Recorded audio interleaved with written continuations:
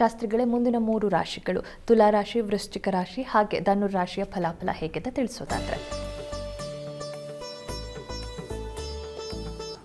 ತುಲಾರಾಶಿಯವರಿಗೆ ವಾರದ ಆದಿಯಲ್ಲಿ ಹೇಗಿರ್ತದಪ್ಪ ಅಂತಂದರೆ, ಸೇವಕರ ಸಹಾಯ ಚೆನ್ನಾಗಿದೆ, ಸ್ತ್ರೀಯರಿಗೆ ಧೈರ್ಯ ಸಾಹಸಗಳು, ವೃತ್ತಿಯಲ್ಲಿ ಅನುಕೂಲ, ಆರೋಗ್ಯ ನಿಮಗೂ ಕೂಡ ಚೆನ್ನಾಗಿದೆ.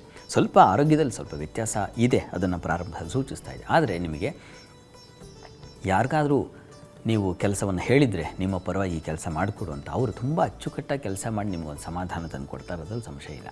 ಕೆಲಸದ ವೃತ್ತಿ ಸ್ಥಳದಲ್ಲೂ ನೀವು ಯಾರಿಗೋ ಹೇಳಿರ್ತೀರ ನಿಮ್ಮ ಕೆಲಸ ಅವ್ರು ಮಾಡಬೇಕು ಅಥವಾ ಇನ್ನೊಮ್ಮೆ ಮಾಡೋ ಸಂದರ್ಭ ಬರುತ್ತೆ, ಆದರೆ ಅವ್ರು ಚೆನ್ನಾಗಿ ಕೆಲಸ ಮಾಡಿ ನಿಮಗೊಂದು ಸಮಾಧಾನ ಕೊಡ್ತಾರೆ, ಅದು ತುಂಬ ಚೆನ್ನಾಗಿದೆ. ವೃತ್ತಿಯಲ್ಲಿ ಒಳ್ಳೆಯ ಅನುಕೂಲದ ಒಂದು ಫಲವನ್ನು ಸೂಚಿಸ್ತಾ ಇದೆ, ಹೀಗಾಗಿ ಚೆನ್ನಾಗಿದೆ. ಆದರೆ ದಾಂಪತ್ಯದ ಸ್ವಲ್ಪ ಮನಸ್ತಾಪ, ಭಿನ್ನಾಭಿಪ್ರಾಯ ಇರುತ್ತೆ. ವ್ಯಾಪಾರದಲ್ಲೂ ಅಷ್ಟೇ ಸ್ವಲ್ಪ ಅಸಮಾಧಾನ, ಮೋಸ ಹೋಗೋ ಸಾಧ್ಯತೆ, ನಷ್ಟ ಸಾಧ್ಯತೆ ಇದನ್ನು ಸೂಚಿಸ್ತಾ ಇದೆ. ವ್ಯಾಪಾರಿಗಳು ಸ್ವಲ್ಪ ಹುಷಾರಾಗಿರಿ. ಮತ್ತು ತಲೆ ಭಾಗದಲ್ಲಿ, ಶಿರೋಭಾಗದಲ್ಲಿ, ಕಣ್ಣಿನ ಭಾಗದಲ್ಲಿ ಸ್ವಲ್ಪ ತೊಂದರೆ ಉಂಟಾಗಬಹುದು ಈ ವಾರದ ಆದಿಯಲ್ಲಿ. ಅದರಲ್ಲೂ ಸೋಮವಾರ ಮತ್ತು ಮಂಗಳವಾರ ತುಂಬ ಜಾಗ್ರತೆ ಬೇಕು ಆರೋಗ್ಯ ವಿಚಾರದಲ್ಲಿ.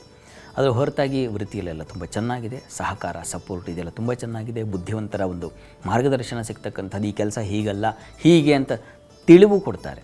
ತನ್ಮೂಲಕ ನೀವು ಕರೆಕ್ಟ್ ಮಾಡ್ಕೊಳ್ತೀರಾ ಮತ್ತು ಸರಿ ಹೋಗುತ್ತೆ ಮತ್ತು ಪ್ರಶಂಸೆ ಸಿಗುತ್ತೆ. ಆ ರೀತಿಯ ಒಂದು ಸಂದರ್ಭ ಖಂಡಿತ ಎದುರಾಗುತ್ತೆ ಈ ಒಂದು ವಾರದಲ್ಲಿ. ಹೀಗಾಗಿ ನೀವು ಎಚ್ಚರ ಅಂದರೆ ದಾಂಪತ್ಯದಲ್ಲಿ ಸ್ವಲ್ಪ ಮನಸ್ತಾಪಗಳಾಗಬಹುದು, ಸ್ವಲ್ಪ ಹುಷಾರು. ಇನ್ನು ವಾರದ ಅಂತ್ಯ ಗಮನಿಸೋಣ. ವಾರಾಂತ್ಯದಲ್ಲಿ ತುಲಾರಾಶಿಯವರಿಗೆ ಕೃಷಿ, ನೀರಿನ ಕ್ಷೇತ್ರಗಳಲ್ಲಿ ಲಾಭ ಚೆನ್ನಾಗಿದೆ. ದಿನಸಿ, ತರಕಾರಿ ವ್ಯಾಪಾರದಲ್ಲಿ ಲಾಭವನ್ನು ಕಾಣ್ತಕ್ಕಂಥದ್ದು, ವೃತ್ತಿಯಲ್ಲಿ ಅನುಕೂಲ, ಸಹಾಯ. ದಾಂಪತ್ಯದ ಸ್ವಲ್ಪ ಮನಸ್ತಾಪ, ಆರೋಗ್ಯ ಹಾನಿ ಅದು ಮುಂದುವರಿಯುತ್ತೆ. ಪ್ರಾರಂಭದಲ್ಲಿ ಇದ್ದಿದ್ದು ಹಾಗೆ ಈ ವಾರ ಇಡೀ ಏನು ನಿಮಗೆ ತೊಡಕು ಮುಖ್ಯವಾಗಿ ಕಾಡೋದು ಅಂದರೆ ದಾಂಪತ್ಯದಲ್ಲಿ ಸಂಗಾತಿ ಜೊತೆಗಿನ ಒಂದು ಮನಸ್ತಾಪಗಳು ನಿಮ್ಮನ್ನು ಕಾಡುತ್ತೆ. ಉಳಿದ ಹಾಗೆ ಸ್ನೇಹಿತರ ಸಹಾಯ ಚೆನ್ನಾಗಿದೆ. ಇನ್ನೊಬ್ಬರ ಮಾರ್ಗದರ್ಶನ ಸಿಗ್ತಕ್ಕಂತಹ ಸಾಧ್ಯತೆ ಅದನ್ನು ಸೂಚಿಸ್ತಾ ಇದೆ. ತುಲಾರಾಶಿಯವರಿಗೆ ವಾರದ ಅಂತ್ಯದಲ್ಲಿ ಕೃಷಿ ಚಟುವಟಿಕೆಗಳು ತುಂಬ ಚೆನ್ನಾಗಿದೆ. ದಿನಸಿ ವ್ಯಾಪಾರಿಗಳಿಗೆ, ಚಿಲ್ಲರೆ ವ್ಯಾಪಾರಿಗಳಿಗೆ, ಈ ಹಾಲು, ಹೈನು, ಮೊಸರು ಇಂತಹ ವ್ಯಾಪಾರಗಳು ತುಂಬ ಚೆನ್ನಾಗಿದೆ. ಹೆಚ್ಚಿನ ಲಾಭ ಗಳಿಕೆ, ವಹಿವಾಟು ಹಾಗೆ ಇರುತ್ತದೆ, ಹಾಗೆ ಚೆನ್ನಾಗಿದೆ. ನಿಮಗೆ ವೃತ್ತಿಯಲ್ಲೂ ಕೂಡ ಕೆಲಸ ಕಾರ್ಯಗಳಲ್ಲಿ ಒಳ್ಳೆಯ ಕೌಶಲ್ಯ, ಚೆನ್ನಾಗಿ ಕೆಲಸ ಮಾಡಿದೆ ಅನ್ನೋ ಭಾವನೆ ಬರುತ್ತದೆ. ಮುಖ್ಯವಾಗಿ ನಿಮ್ಮ ರಾಶಿಯಾಧಿಪತಿ ಲಾಭಕ್ಕೆ ಸಂಚರಿಸ್ತಾನೆ ಶುಕ್ರವಾರ ದಿವಸ. ಆಗ ಏನಾಗುತ್ತಪ್ಪ ಅಂದರೆ ಲಾಭವನ್ನು ಕಾಣ್ತೀರಾ, ಹೆಚ್ಚಿನ ಲಾಭ ಗಳಿಕೆಗೆ ಅವಕಾಶಗಳನ್ನು ಸೂಚಿಸ್ತಾನೆ ಅವನು. ಅದರಲ್ಲೂ ವಸ್ತ್ರ, ಅಲಂಕಾರ ಮತ್ತು ಯಾವುದನ್ನು ನಾವು ಡಿಸೈನಿಂಗ್ ಕ್ಷೇತ್ರಗಳು ಅಂತೀವೋ ಅಲ್ಲೆಲ್ಲ ರಂಗಕರ್ಮ, ಅಲ್ಲಿ ರವಿ ಕ್ಷೇತ್ರದಲ್ಲಿದ್ದಾಗ ಶುಕ್ರೇಣ ರಂಗಾಯುಧೈ ಅಂತ ಹೇಳಿದೆ. ಹೀಗಾಗಿ ರಂಗಕರ್ಮದಲ್ಲಿ ಕೆಲಸ ಮಾಡೋರಿಗೆ, ಸಿನಿಮಾ, ಸೀರಿಯಲ್ ಇಂಥ ಕೆಲಸಗಳಲ್ಲಿ ಇರ್ತಕ್ಕಂಥವ್ರಿಗೆ, ರೀಲ್ಸ್ ಮಾಡೋರಿಗೆ ಇತ್ಯಾದಿ ಇದೆಯಲ್ಲ, ಅದು ಒಂದು ಕಲೆ ತಾನೇ, ತುಂಬ ಚೆನ್ನಾಗಿ ಆ ರೀತಿಯ ಒಂದು ಆಸಕ್ತಿ ಹೊಳೆಯುತ್ತೆ. ಅದರಲ್ಲೂ ಲಾಭ ಮಾಡ್ತೀನಿ ಅಂತಕ್ಕಂಥ ಒಂದು ಗುರಿ ಇಟ್ಟುಕೊಳ್ತೀರಾ, ಆ ರೀತಿಯಲ್ಲಿ ತುಂಬ ಚೆನ್ನಾಗಿದೆ. ಶುಕ್ರ, ತುಲಾರಾಶಿಯವರಿಗೆ ರಾಶಿಯಾಧಿಪತಿ ಶುಕ್ರ ಇಂಥ ಒಂದು ಹೊಸ ಹೊಸ ಆಲೋಚನೆಗಳನ್ನು ತಂದುಕೊಡ್ತಾನೆ. ಅದಕ್ಕೆ ಹೆಚ್ಚಿನ ಬೆಲೆಯನ್ನು, ಮೌಲ್ಯವನ್ನು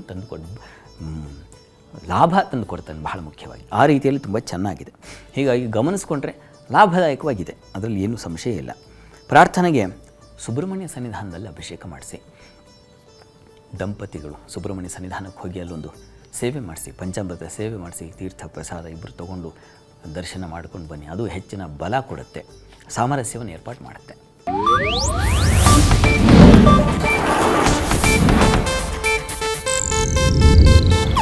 ಇದು ಏಷ್ಯಾನೆಟ್ ನ್ಯೂಸ್ ನೆಟ್ವರ್ಕ್ ಪ್ರಸ್ತುತಿ.